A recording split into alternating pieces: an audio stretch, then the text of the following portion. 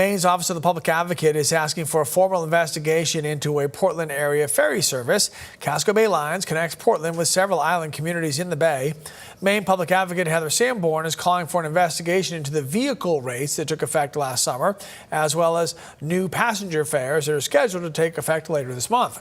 Sanborn says she's concerned about how those changes could affect some Peaks Island residents who either can't afford or just don't take the ferry very frequently.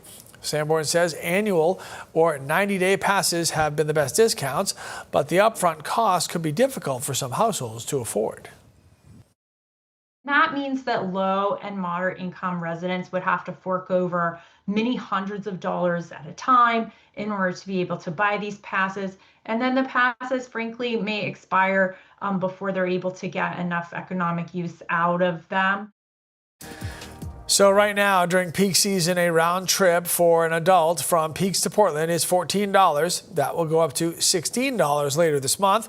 The annual pass is going up $3 from $432 to $435. In a statement, Casco Bay Lines General Manager says the ferry service does remain committed to a rate design that prioritizes affordability and accessibility for island residents. A spokesperson for the Maine Public Utilities Commission says that commission will review the request for an investigation and then figure out what to do next. The Portland City Council has made a decision when it comes to the budget for the next fiscal year, and there's an item that might affect you whether or not you live in Portland. Yeah, if you ever visit the city, it could affect you. Our Leanne Stapleton is out in the city this morning with more. Hi, Leanne. Hey, good morning, Sheridan Lee. So the proposed budget is $364 million, and that actually passed. The City Council passed that last night. Now, as part of that budget, an increase in paid parking in the downtown and Old Port area is a part of it. So over the last couple of meetings leading up to last night's meeting, there had been several discussions about increasing paid parking in the city. And there were talks about even adding hours onto Sunday, which is currently free to park all day. And another would extend paid parking by an hour by Monday through Saturday. And there was even talk last night about adding an additional 2 hours onto paid parking.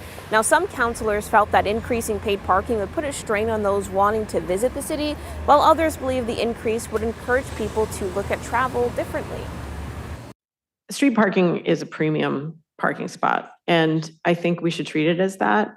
When people bring their personal property to park it on public property, I think that we, and really counter to the goals of the council, which is to try to get more people to take the bus and use different forms of transportation. Now, during the discussion on passing the budget, Sunday paid parking did not pass, so Sunday will continue to be free parking all day. As for Monday through Saturday, they did approve adding an extra hour onto paid parking, so now paid parking will go until 7 p.m. And there will also be a 50-cent increase in paid parking hourly. So depending where you park, it might be $2.50 now, or it could be $3. And our next half hour, we'll talk more about the city budget and how there's funding for the Portland Family Shelter now. Live this morning in Portland, Leanne Stapleton, News Center Maine.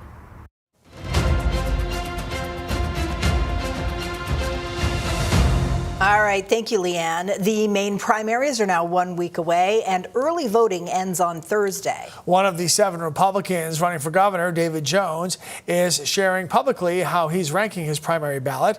Jones has historically been a critic of ranked choice voting and has actually taken part in a lawsuit against it.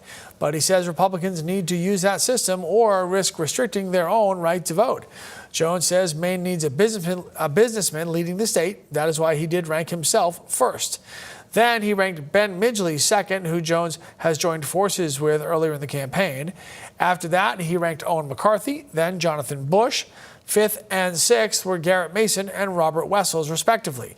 Jones says he did not rank Bobby Charles anywhere, adding that he doesn't know if he would even vote for Charles if he's the one to advance to November's ballot. I don't know. He'd have to show me that he'd have to demonstrate to me that I could trust him and that he would do the job that needs to be done here in Augusta. So the answer, he hasn't done it in a year. How's he going to do it in the next 5.5 months? And Jones says if he's elected governor, he would work with the legislature to get ranked choice voting repealed in the state of Maine. Other candidates for governor are stepping up their efforts as we get closer to Election Day. That's right. Yesterday, Democrat gubernatorial candidate Angus King III went on a long road trip, traveling to all 16 counties in the state in 24 hours. King started his tour at 4:30 in the morning in Herman in Penobscot County before heading down to the coast. He stopped in Belfast, Rockland, Wiscasset, Bath, and Brunswick next, and then on to Saco by noon. King says meeting with Mainers and hearing their concerns is his favorite part of campaigning. The point is to if you're running for governor, everyone deserves to see their candidate. Everyone deserves to have someone who comes out and visits. And I thought this is a great way to make that case, to tell that story, to show up and be in people's neighborhoods. King also stopped in Skowhegan, Dover Foxcroft, and Holton yesterday. He finished his tour at Westcote Headlight early this morning.